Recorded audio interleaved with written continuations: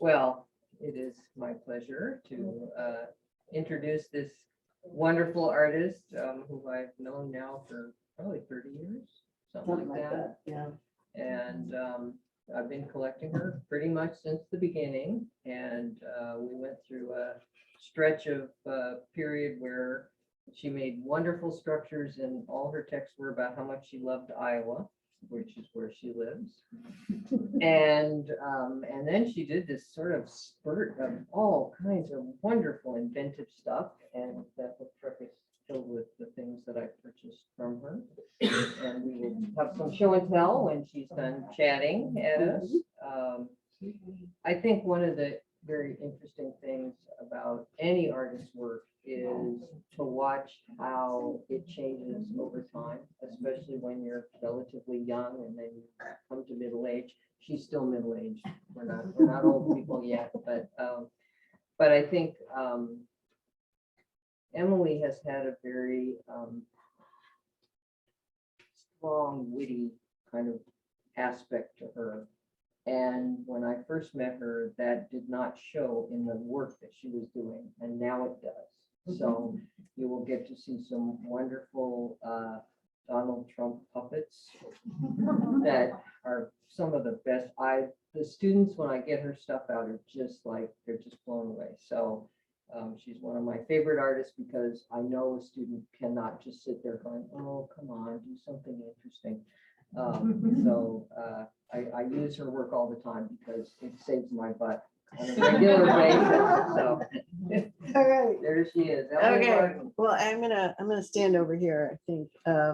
So I want, Sandra is one of my favorite people, and this is the first time that I've been able to come to Seattle and actually see her in her environment. And we mostly see each other in book fairs. And is this okay? The reason I'm showing this set, these are my studio journals that I started keeping when I was an undergraduate in art school. They didn't always look quite this tidy, and I didn't know how to make books decently for a while there.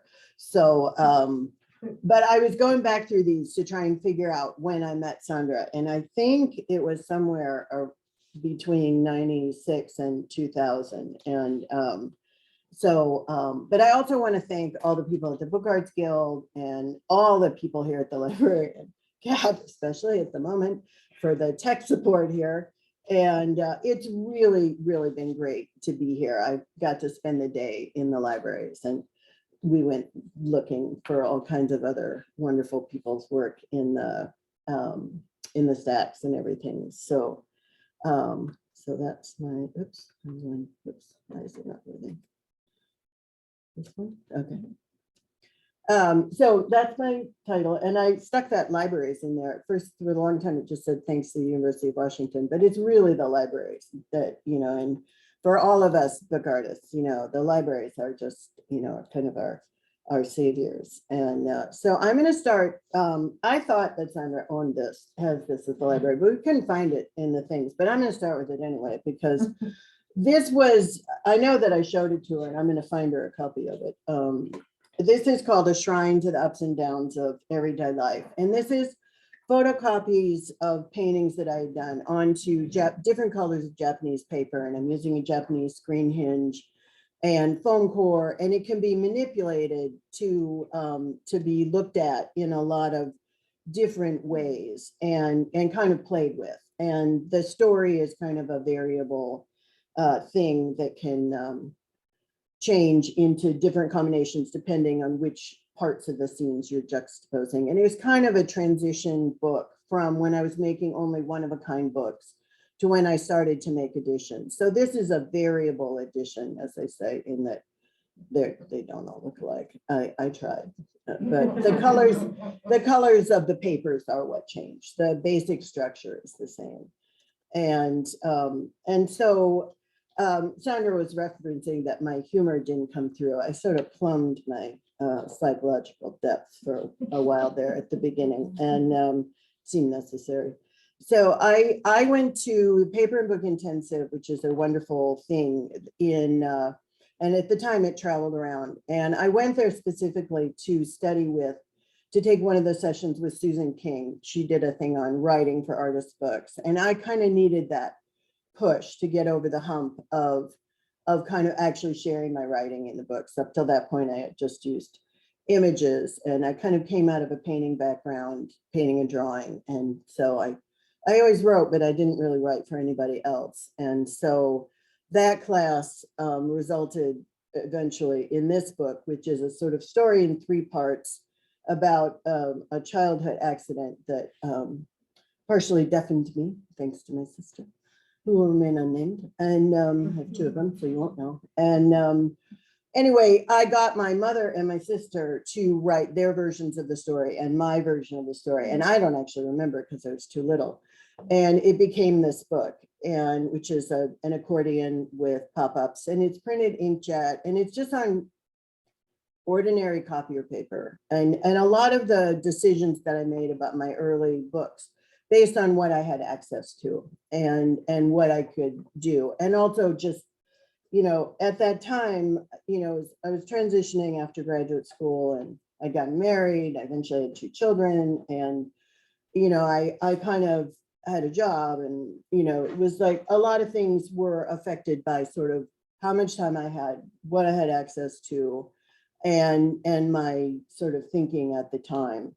And so it's kind of been this sort of progression along. And so then again, coming out of that PBI class, I got sort of bolder about sharing sort of personal things. This book is called My 12 Steps, and you might be able to read it, but some of the steps are: you can't ask me to keep you alive.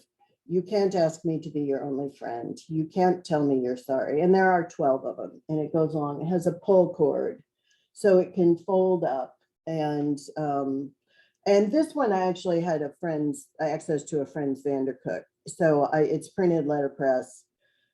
Because it was such a simple thing to print, I printed 100 of them, but it was not a simple thing to assemble. And so I kind of rued my decision to make so many of them, but it was kind of a breakthrough book because there were so many copies and it wasn't particularly expensive. It went to a lot of institutions, a lot of places bought it, and it was really very encouraging. And it was also a very intense book. So I used to not show it that much because I sometimes didn't want to have to talk about it. But it was that kind of push-pull of sort of sharing and then being, oh, I didn't really want to talk about it.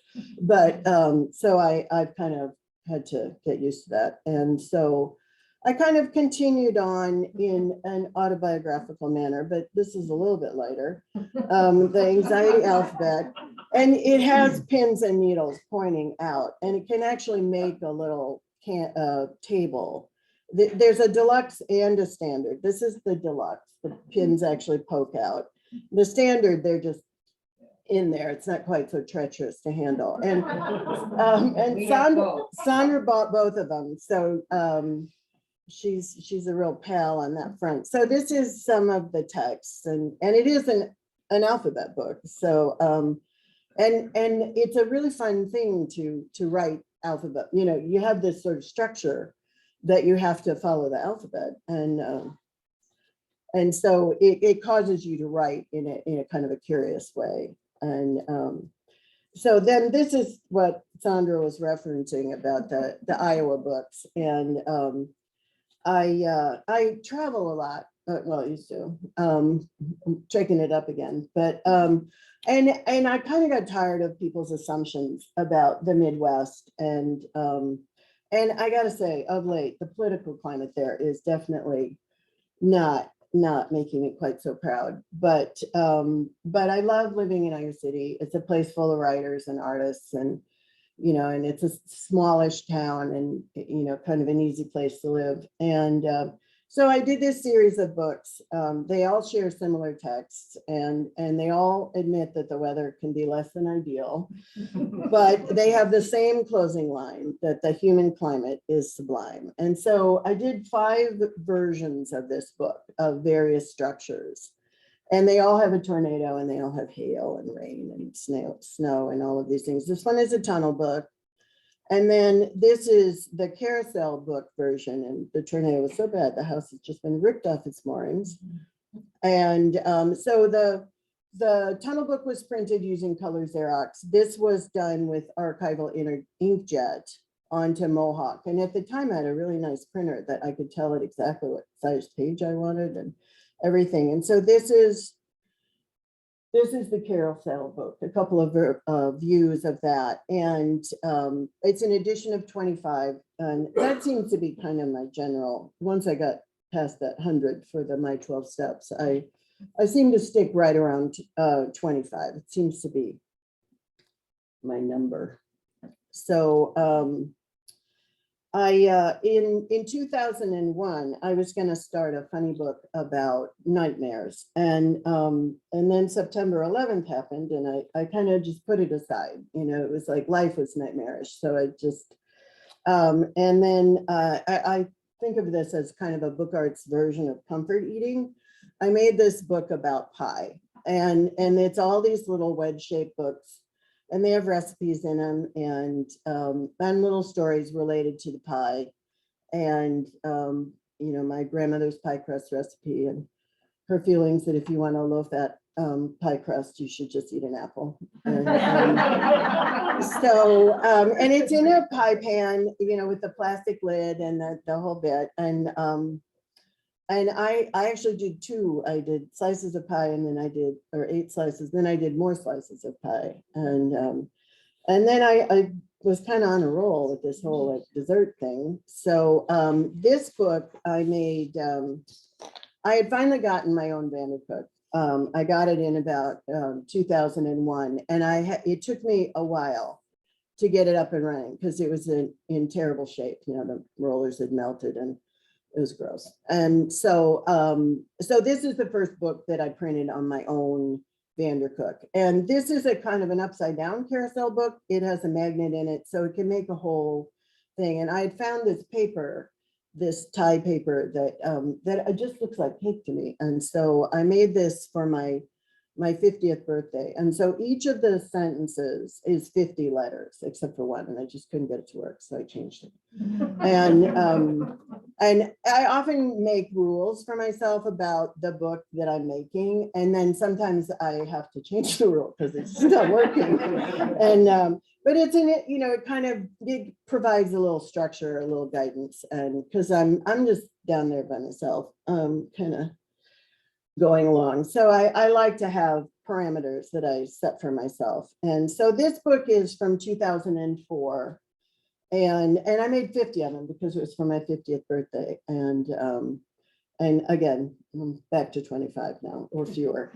And then eventually I did come back to that nightmare book, but it was very much influenced of 9/11 and everything that happened in the aftermath of it. And so the text, I don't even know that I had a text at the beginning, and it wasn't going to be a pop-up book. It was going to be a carousel book, but it ended up being this pop-up book, and it sort of starts in a bedroom and goes through the text, and it says, "We've all had nightmares, vivid as they may be.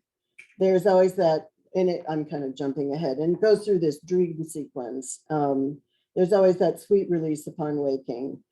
But what happens when events in our waking lives surpass even our most horrific dreams? And then where is our release now? And so that's the end of the book. And this was printed, it's a combination of letterpress printing and collage.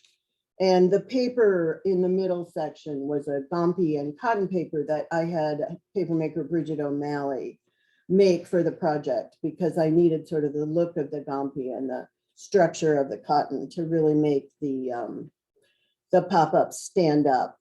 And then it's a whole assortment of dollhouse papers and decorated Japanese papers and all kinds of stuff to get there. And then and that one actually was an edition of 15, just because it was such a fussy thing that that kind of is how I determine how many I can make. It's like how much I can stand to do it. And I don't generally have people help me because I'm such a control freak. I don't think I could do that. I know I can't do that. I haven't. And then starting in about 2000, my mother, who was always a really big influence and very positive support in my life, she was showing signs of dementia. And I started working on this book, which is called Siftings. And it has kind of a sieve shape and these simple shapes, which are kind of based on the cookie cutters that I grew up with. And I just started trying to kind of collect stories, the stories we kind of pass around in the family. And they're not necessarily big events, but they're just like things that we keep bringing up and talking about. And some of it was to kind of prompt my mother, help my mother, but also just to kind of hang on to her. And it ended up expanding out the stories. There are 50 of them. Some of them are really short. Some of them are a little bit longer. And it's about my family, my neighborhood, my elementary school, my nervous stomach, and it's pressure printing and inkjet. It's kind of a combination to bring this out. And the binding of it was a secret. It's called the Secret Belgian. It's also sometimes called the crisscross binding, that was invented by Anne Goy. And that Siftings was my most text-heavy book that I've ever done. It's 60 pages. And that was an edition of 35 because there were 10 deluxe ones. And so and that book was from 2008. This book that we're looking at now, it's called Is That What You're Wearing? It has two different subtitles. And this, in about 2008 and on, I was living alone now, no husband, the kids were grown, my dog had died. And I noticed for the first time ever, I was sort of largely unsupervised by my family. And so that's the video. You can make that play. And so this is a magic wallet book, and it has two subtitles. And it's like my daughters ask, my mother asks, and so it is this kind of cycle of them questioning my clothing choices. But now that I am no longer scrutinized by others, I'm kind of, all bets are off. And so this is inkjet printed images and letterpress titles. And I'm using a flax paper that was made at the University of Iowa, at the paper facility there. And it's one of my favorite places. I do not like to make paper, but I love the fact that I know people that do. And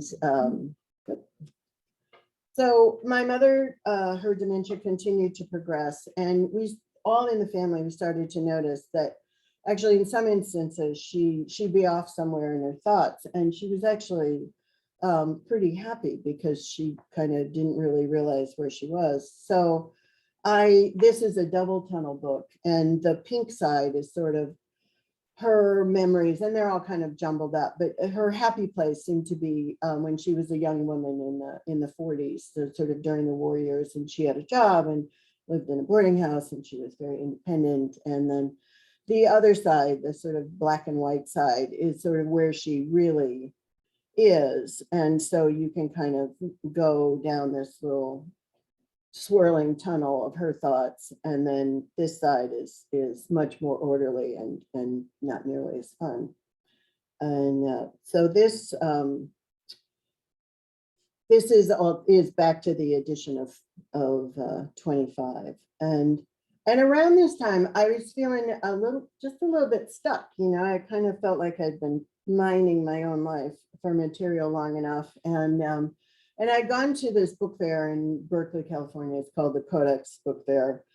And they always have a symposium. And one of the speakers was this fellow, Richard Ovenden of the Bodleian Library in Oxford. And he was talking about a bookbinding competition that they were organizing with the Designer Bookbinders of England. And the theme was going to be Shakespeare, but it could be anything to do with Shakespeare. It wasn't a set text.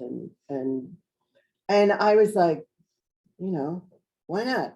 Just give this a whirl. And so I had never worked with other authors' texts. And some of this is I kind of mess around with text, and writers generally prefer that you not do that. And so I read the play again, which all of, it was a play I was familiar with, but I hadn't really read it since I was in school. And so I chose Romeo and Juliet, and I did pay attention to the outside because it was, after all, a designer bookbinding competition.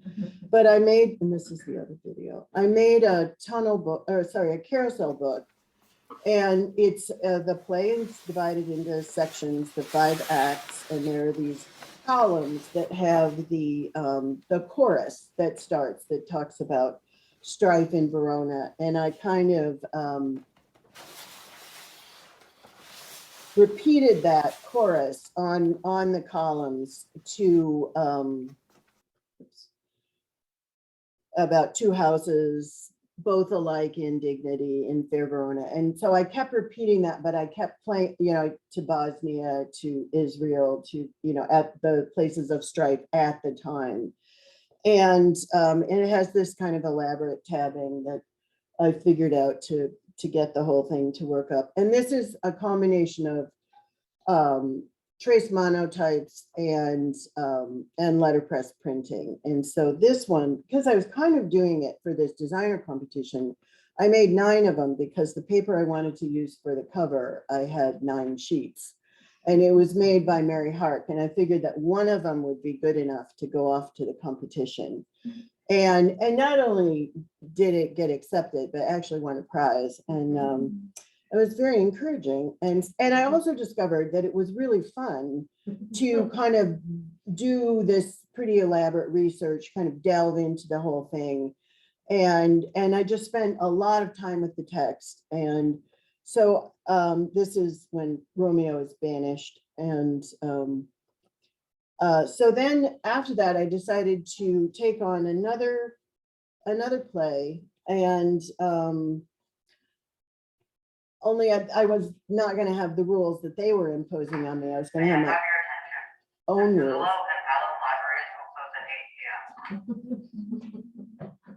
And I'm not leaving. So yeah. And so I started reading Othello, which I pretty quickly started thinking of as Desdemona. But I was really quite frustrated with her because she's, I refer to it as her appalling passivity. And so I decided to see what else I could get her to say, but only with her lines. And so what you see here are the various bowls in which I physically cut up her lines and sorted them into vowels or to verbs and I lost track of the number of people that told me that I could get all of this done for online and all this other stuff. But kind of the whole point of it was to really spend time with not just her lines, but with actually just her words, and to kind of really mix them around. And it was kind of ridiculous and a lot of fun. And so I did a lot of this over the summer of 2011. And I was just riding my bike, and then I would come in and I would sort letters. And I was like, kind of didn't mention to a lot of people I was doing this. And it really, eventually I came up and I made a puppet. I kind of keep coming back to these puppets. And I made her because I wanted to test out all these gestures. And I guess I was just like too lazy to draw them individually. And so I would just like have her move and test them out. And eventually I realized that the words had to be a part of the finished book. So these are all magnets that you see. And so people can continue to write new lines for her. And this is a large book. These prints are about 18 inches tall. And so there's 7 of them, and I divided them into, eventually I kind of turned them, it's a little bit of a play and a little bit of musical. There's, this sort of intro, the intro and the 5 acts, and then there's a coda. And so I used wire to make the outlines of the figures. And so I could, on a magnet, and I was printing letterpress from them. So the thick wire just looks like a drawn line. And then I could flip it and I could rearrange it. And so they they have certain similarities, but they're all different, and the lines are different. And then from there, so this is kind of a sampling of them. It's pressure printing and wire and foam. And I like to use a lot of things that I can just sort of stick down and print from, and just like change it and peel something off. And so this was a real seat of the pants kind of printing, because I had the lines and I started printing the figures, and I just started building them through printing. I did some preliminary drawings, but I didn't do a huge amount of planning because I wanted to kind of have them develop on the press. So this is an edition of 15 because I was like, this could go completely wrong, and I'm, not going to use up that much paper. And so having made that first Desdemona puppet, I decided to make puppets of the rest of the characters. And I was using this flax paper, a case paper, really heavy paper, almost like a leather, that is made at the University of Iowa's paper facility. And it comes in colors, especially if you're a hoarder like I am and keep everything. And so I gave all of the different characters different colors. And then I made a stop motion animation using these figures. And that's my chalkboard. I drew their setting. And you can see that on YouTube. I'm not going to show you the video. It's a couple of minutes long. But so that, and then in some of her words, all the words that are used to describe her are in her hair.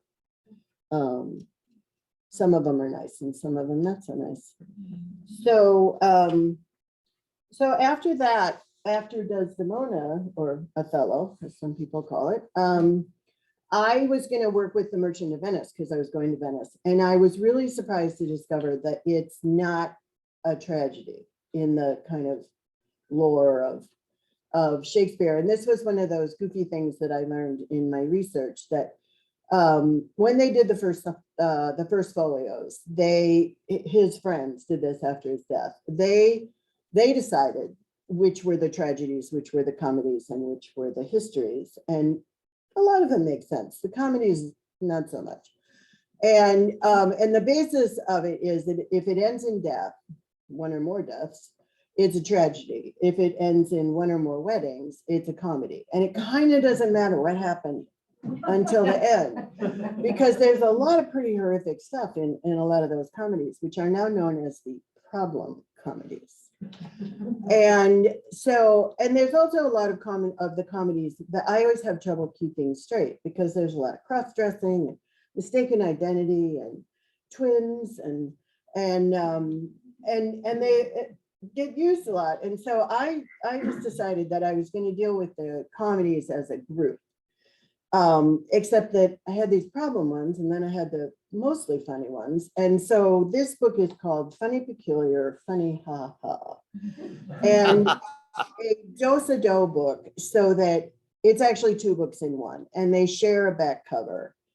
And so this is Funny Peculiar. And I was using these things that are called P22 blocks, and they're meant to make letters, but I think they look like people. And so this is my little title page, and there are certainly certain similarities. And the subtitle is A Struggle with Some of Shakespeare's Comedies. And then there's an epigram, and this one is Comedy equals Tragedy plus Time. And so these are the figures, and there are 5 different problem plays that I took lines from. And the figures kind of, oops, that part's over. The figures exchange parts and end with all's well that ends well, which is one of the problem comedies. And this is the funny ha-ha side. It's a little bit brighter. The cover papers were custom made because I wanted a gray cover and a red cover, and then I wanted something in the middle that appeared like it would be a mix of the two, even though that's not how she got that color. Katie McGregor made the papers for this for me. And this is the title page for the funny ha-ha side. And this is a visit with some of Shakespeare's comedies. And so at the time of Shakespeare, all of the characters were played by men, regardless of whether they were women. And so I decided to make kind of a composite And this one is dying is easy, comedy is hard. And this is a slice book. And so you can turn the pages and combine and recombine the characters. So they have different costumes, they have different genders or genitalia, more than genders. And so it can be kind of, and oops, this is Trump. Thank you.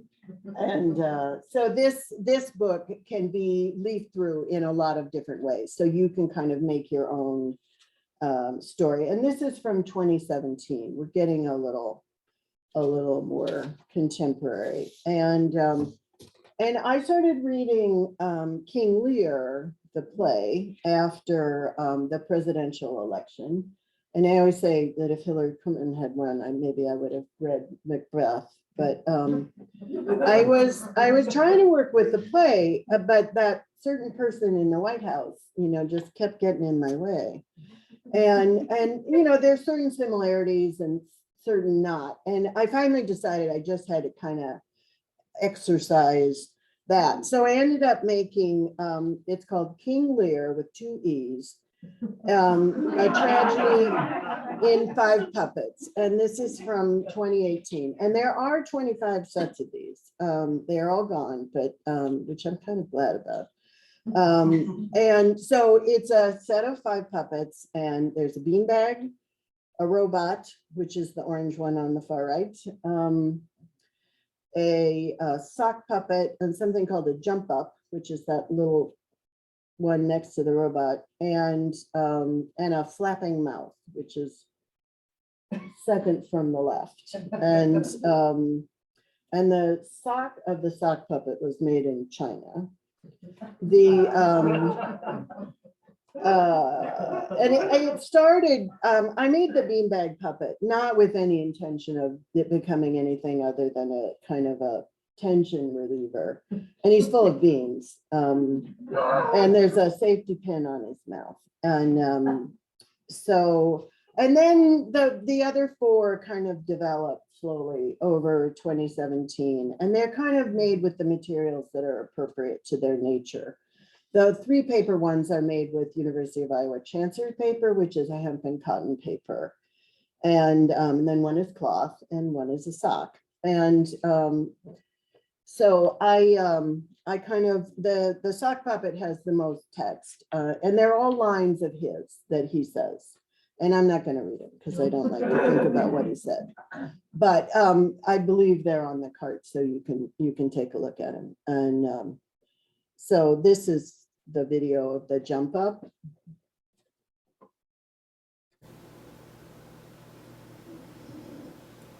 And it says flattery on one side and insults on the other, because those are what he responds to.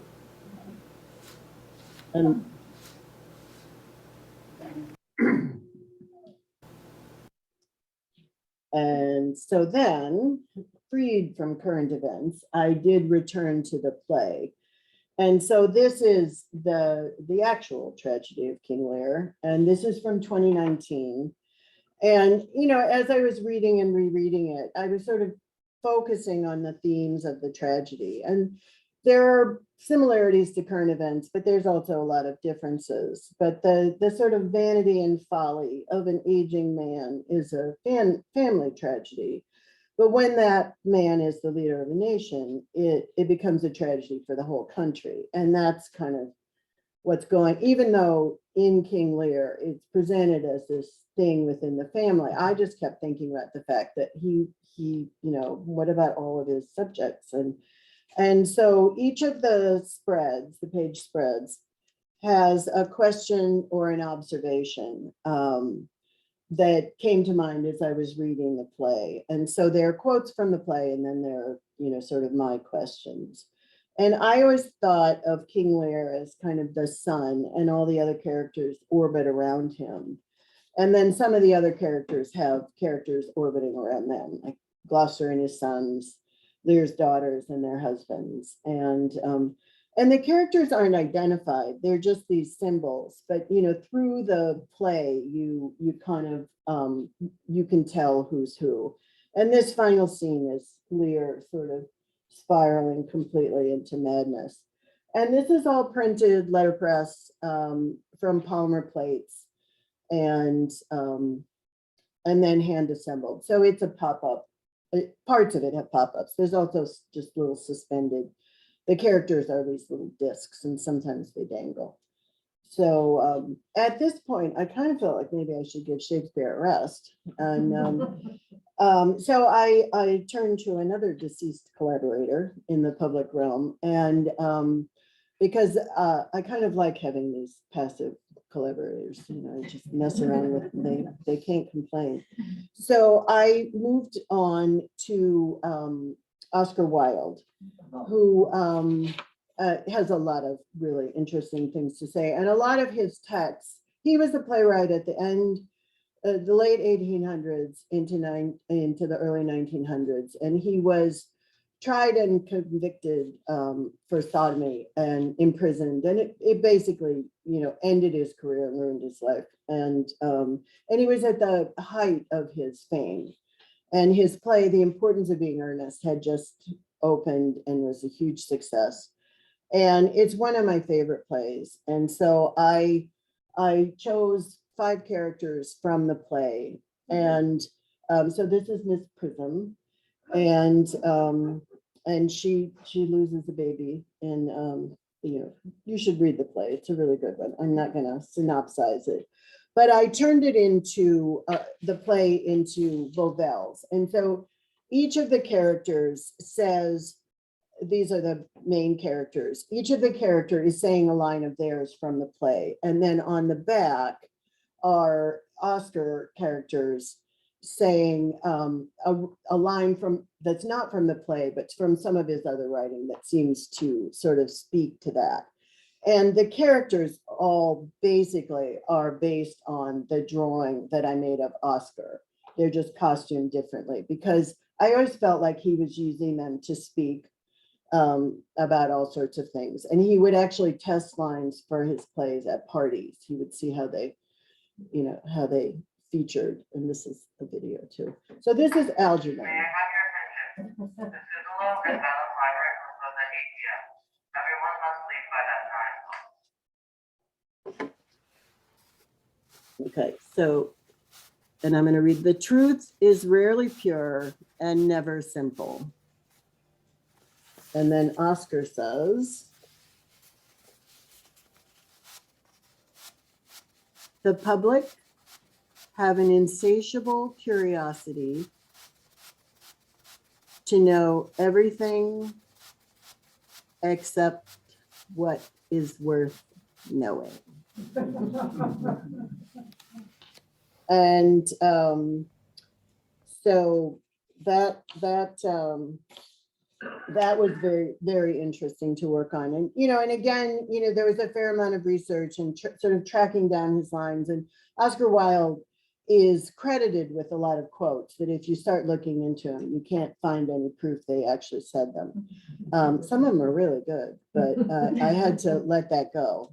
And so just as I was finishing Oscar, that's always how I think of that book. It's like Oscar and me. And the pandemic started. And at the start of isolation, I was, you know, I was pretty freaked out. And I was suddenly thrown on Zoom and trying to teach a workshop class that was really turning into group therapy. And so I started making these daily puppets, and I had these offcuts of the Chancery paper from the King Lear book. And so every day I went to the studio and I made a puppet. And this is the very first one, and it's slightly self-portrait-y. And I don't really remember what I'm doing there with the thing around my head, but and there's kind of a hula skirt, and it's all washi tape. And I started going through all my drawers of paper that I've been hoarding for years, these beautiful Japanese papers. And you know, I made one every day, and it went on. And you know, and I was putting them on Instagram, and it was kind of a way of reaching out, sort of like, you know, I'm here all by myself, making my friends here, just putting them up on the chalkboard. And I kept making them. And And I kept making them. And at 60, I was like, okay, this isn't ending. I get it now. It's not going to stop. And Shauna Leno, who's a wonderful tool maker, named them the Solitude Squadron. And that's how I think of them. And I still have them. I haven't been able to let them go yet. They're still kind of my studio buddies. And so while I was doing that, this was my sort of public project, and I was posting about it and you know, talking to people. And then this was kind of my private project, because I had been intending to return to Shakespeare and to Hamlet. And for the first time ever, I could not read. I was too anxious. I would sit down, I would hold the book and kind of just stare at it. And I was just too anxious. And so I had this roll of Inryu paper, which is a nice Japanese paper. It was 60 feet long. And I started copying the play in pencil. And I didn't identify anybody. It's basically like the whole play is turned into one monologue. And I wasn't really making it for anybody. I was just trying to read. And at the speed at which I could write, I could read. But if I tried to read in general, I couldn't read. And so, I didn't tell anybody about it, partly because it just seemed super nutty. And partly because I thought I might stop at some point, and I didn't want to have to say that I didn't finish it. So I did finish it. I didn't know when I started that Hamlet is Shakespeare's longest play. And I started on April Fool's Day, which seemed really appropriate. And I ended sometime in July. And it's 55 feet long. And it has little symbols for the characters. And it's pretty cryptic. There's also a video of it. It's about 5 minutes long. And it's just furling past you. Probably not slow enough you can read it. So it's a little bit like watching paint dry, but it's on YouTube as well, so you can see it. And while I was doing that, and these are kind of after the Solitude Squadron, I started making puppets of the characters. So you can kind of, they're all identified there. And to begin with, they didn't have any costumes, but they eventually got some, and I don't know why that dog is there, but so these are papers, they're costumed with papers that Andrea Peterson makes, and they're all kinds of plant fibers and daylilies and corn and wheat, and she makes this wonderful abaca paste paper, which is what the Ghost and Ophelia are wearing. And so I had these, they kind of were the very beginning of me beginning to be able to sort out what has ultimately become the title you can see there, Madness, Reading Hamlet in the Time of COVID-19 and Other Plagues. And but before I came anywhere, so this is the summer of 21 that or around, I don't know, I'm starting around in there, 20 into 21. And the Gertrude character, I ended up using her for this little side project. I made a keepsake or part of a portfolio for the Fine Press Printers Association magazine, which is called Parenthesis. And again, when I read these plays, there's always like something that sort of steps out to me. And possibly because Gertrude is close to my age, I think I'm older than her, I kind of gravitated to her. And so this is, after I made the keepsake, I realized that maybe Gertrude had a few more things to say. So this is called Gertrude Has a Few Questions. And so, they're paired with her question, and then there's a line from the play. And I don't know that I can read the lines, but like some of her questions are in response to a Hamlet line or something about, you know, the unseen bed and all of that. And she's like, is this what is called slut shaming? And then Horatio has kind of the end line of the play at the end of Act 5, And he's sort of summing up all of what has happened, all the murders and the conspiracies and conniving and all of that stuff. And so is this entire play an example of toxic masculinity? And so there are various 5 of the questions. And so that kind of, and this is printed pressure printing, and I made a polymer of the trace monotype of Gertrude's figure. And from there, in this kind of long, elaborate struggle and into 22, I was trying to make sense of the play, but in the context of isolation and all of what was happening in the world around. And so this ended up, and so it's this combination of reading Hamlet during this very, very unsettled time. And so the background of the accordion is drops of blood, spatters of blood, drops of blood, tears, bullet holes, and the COVID molecules, and kind of in these 2 colors. And then there's a handwritten text. It's printed from polymer, but there's a handwritten text of just all kinds of things about the play, about the times, kind of adding up the mounting deaths from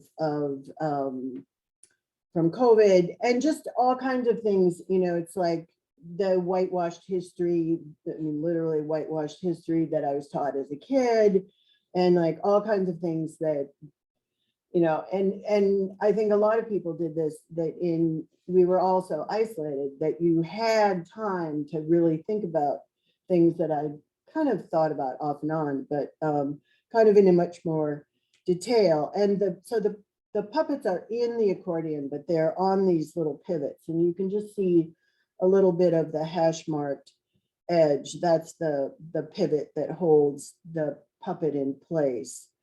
And so they can move, they're in the way. You have to kind of dance with them to read the page that they're on. So they're in the play and they're not in the play, or they're in the book and not in the book. And the text is about them, but not always about them. And so that it can be extended, the spine can be removed, or it can be viewed as a standard codex. And the cover papers were made by Mary Hark. They're these really wonderful lacquered and painted pages that she makes that are just wonderful to work with. And so that's Ophelia. And in the slide, it doesn't look quite blue enough, but she's kind of stepping into the water. And that's Hamlet. And I think of him as kind of an emo boy. And he's got long pants and short pants, because I could never figure out how old he was. And then, you know, whenever you print something, you always end up with extras. And so I had all these extra characters. And so I made them into stick puppets. And then I ended up making them into a video using the lines from Gertrude's book. And so that's on YouTube. I got 3 men that I know to read the various lines. And Russell Moret, another printer, and Eric Ensley, who's our special collections librarian. And then my son-in-law, Joe Baldridge, who was a really good sport. And whenever I ask him to do these crazy things, he always just says yes. And so that's kind of my crowd. And thank you all for coming.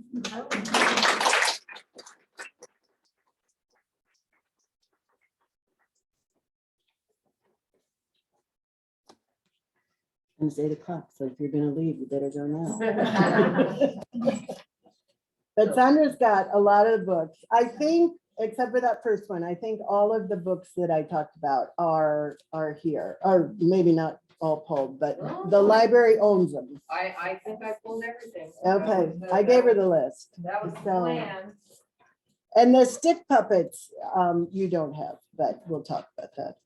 Well, now wait a minute. No, you don't, because I just finished them. Oh, okay. You So got, we have the. you puppets that have go with those this. puppets. Right, okay. So when are we getting our stick puppets? As I said, we'll talk. But do we have to get out of the building now? No, you have to wait until 8:30. Yes, so you either leave now or you stay here and look at books and at 8:30. Now, having said that, Sandra has the magic key to get out the loading dock. So if you absolutely have to leave, I can sneak you out. Just don't tell anybody I did it. I think that might have gone out over the Zoom.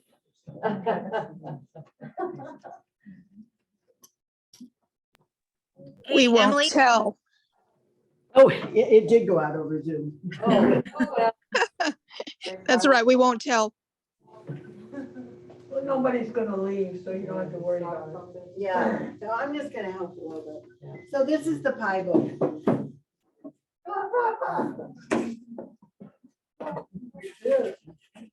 Emily, can you talk a little bit about the costume design for your puppets? 'Cause Yeah, You did a little bit, but they're not just a paper, like a paper doll clothing. No, You the- try to tell part of the story with the design, it sounds like. right. The Solitude Squadron puppets, they were all assortment. That was one of those, I made this rule. I had to use both the decorated Japanese papers and the washi tape, but the proportion was completely variable. So some of them, one of them is almost all tape and just has a little pom-pom that's paper. And then other ones are much more paper. And so, I've been kind of accumulating paper for years. I'm a terrible hoarder. And I have 16 4-by-3-foot paper drawers that are pretty full. And so, it's again, in the isolation, it's like, well, I got this stuff. It's time to use it. And so I just, it was really just, I would get up every morning and go to the studio and make the puppet and then figure out what it was going to wear.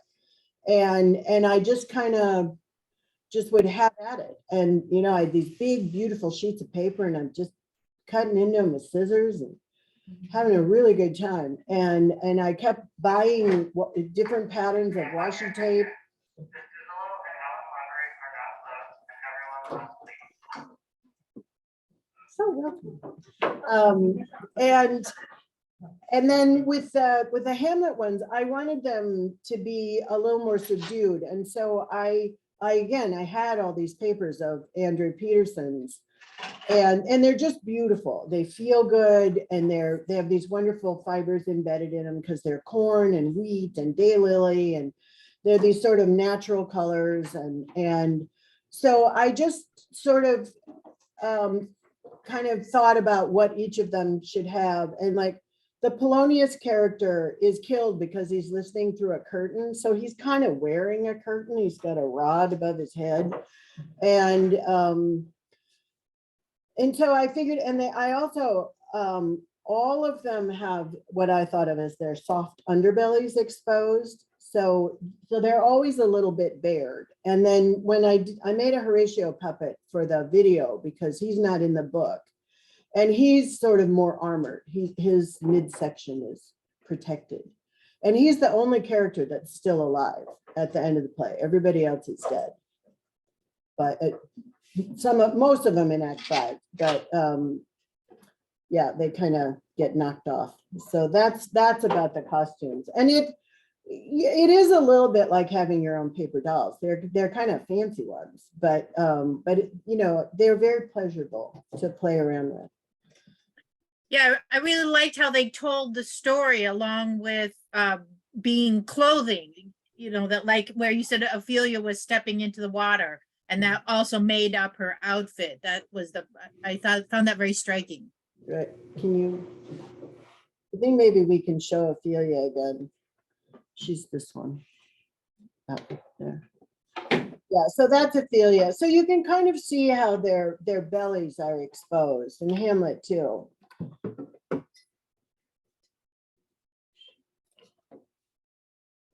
Oh, we're back to sharing the screen. So there's Ophelia.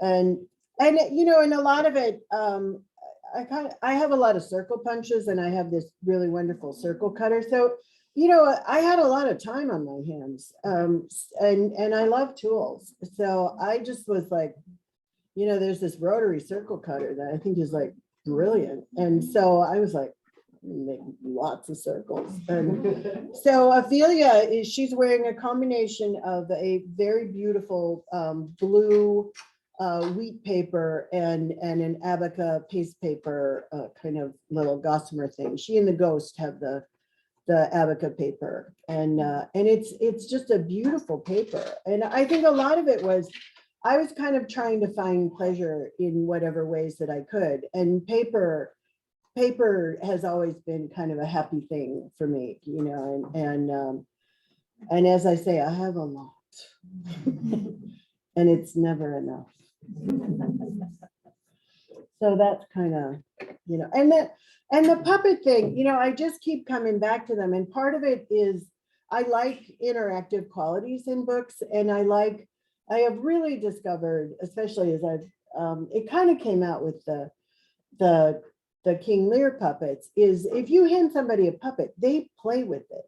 You know, it's like nobody just stands there and holds it. And I like that a lot. I like to play with things. And so you know, the workshop that I'm going to do on Saturday is kind of ones that I've accumulated little methods, and most of them are not complicated. And I mean, you really don't need to be taught how to make a sock puppet. We're not even going there. These are paper puppets, but I encourage puppet making in everyone. So Will yeah. the workshop be focused on just puppets? It's or- just puppets. Okay. Yeah, it's nothing but puppets. And I think there's, I don't know, I keep throwing in little extra ones, because there's some things you can make really simply. Like you can make a puppet out of a cup. And I was talking to Kate, and she was telling me about making one out of a Jello box when she was a kid. And, you know, so they're pretty versatile. You know, if you got a pencil, you can make a stick puppet. So yeah, paper bags. Yeah. Emily, is there text to accompany the King Lear puppets, those 5 you mentioned?